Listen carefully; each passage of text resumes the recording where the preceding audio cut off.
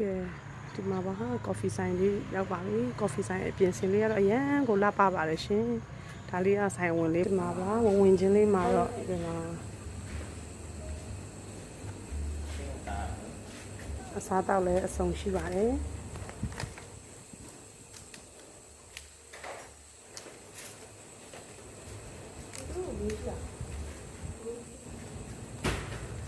အေးကော်ဖီရေကမော့ကုန်ရှိရနော်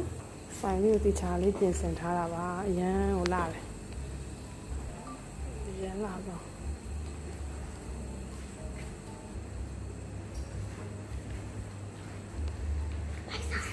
မမေသမီးမှာထားပြီနော်ဒီမှာဆိုင်လေးအရန်ဟိုလာပါပါတယ်ဒီမှာပါသူဒီဆိုင်လေးကြိုက်လားဒီဆိုင်လေးဝယ်ပေးရမှာလားအော်အေးဒီဆိုင်ဝယ်ပြီးသူကဘာလုပ်မှာလဲအော်အေးဒါဆိုင်တည်းကနေများတယ်မြေဝင်လေးဆိုင်ပြအောင်ပါ